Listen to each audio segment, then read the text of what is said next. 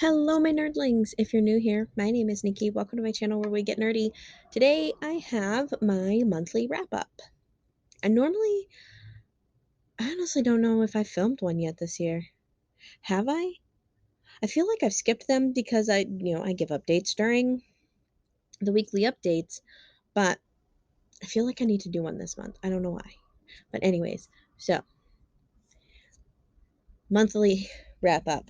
The month of March, almost forgot what month we were in, I read a total of how many books did I read? I can't even remember. One, two, three, four, five. I read 5 books this month, which is great considering I didn't read that much in the month of February. So started off this month with Beyond the Moon by Catherine Taylor. Um,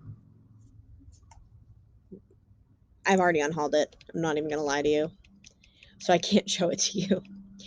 It came out as a 3 star, 3.5 if you do half stars. Eh, it was a romance novel that was trying to do way too much, and it was way longer than necessary. Like, cut out some of the things that didn't necessarily need to be there, make it shorter, but also there was big plot holes, like glaring plot holes that I just can't get over. And it was bugging me a lot. So, then after that, I read Cold the Night, Fast the Wolves by Meg Long. This one came out at a solid 4 star. It wasn't perfect, but it wasn't terrible. I'm going to continue the series. Now that I realize it's a series, I didn't know it was a series until I was putting it in on Goodreads.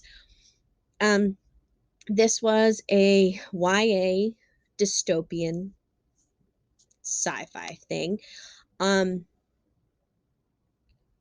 Basically, this girl, in order to have a ticket off from this like desolate frozen planet, has to win a race similar to the Iditarod. Well, there's no sleds involved, but you know what I mean? There's an expansive race and all that stuff.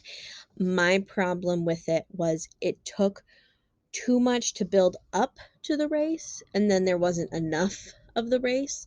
In my opinion, I wish there was more. Like, I wish it was like more equal, like enough build, like X amount of build up, enough of the race, and then closing. Like, I wish it was more steady, not doom doom doom doom doom doom doom doom doom doom. Like, just more nice gradual.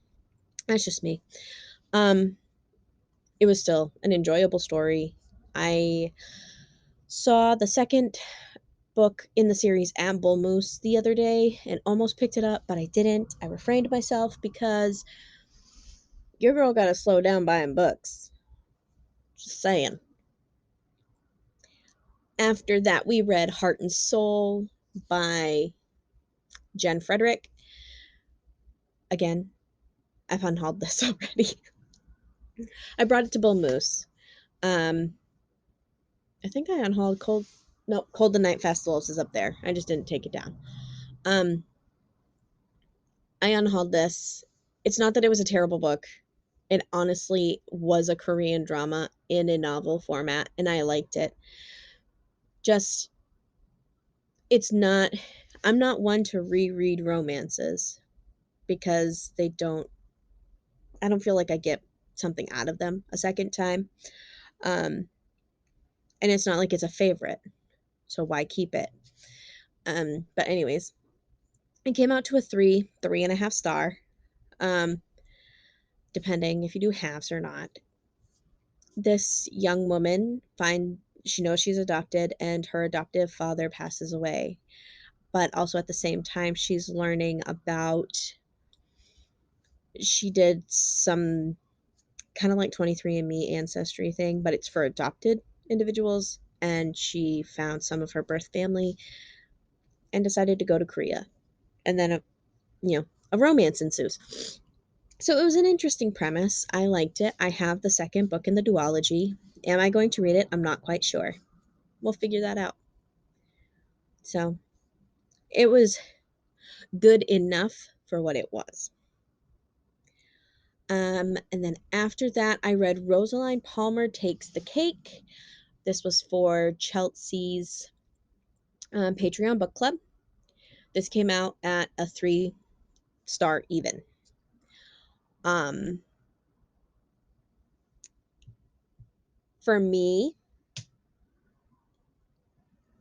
it was a romance. It was an interesting romance. I enjoyed the baking aspect of it, but I couldn't flippin' stand one of the characters. And I would never be able to stand him. If I ever met this person, like if they were a real person and I met them in real life, I no, I would probably throw hands with them. They were so pretentious and such an but I couldn't stand them. And this book does a trope that I cannot stand in books or movies. I can't stand this in general. You choose a guy because you think he would be a good fit for you, not but not seeing the red flags kind of thing, you know? Like there's blatant red flags and you're overlooking them for stupid reasons. I can't stand that at all. Um like everyone else can see that he's a jerk, but you can't see that he's a jerk kind of trope. I can't stand that. Um, I did like how it addressed um, motherhood, single motherhood specifically, young pregnancy, that type of thing. Seriously, check it out.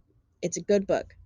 Just some of the tropes and the things in it weren't my thing, and that's why I got a low rating.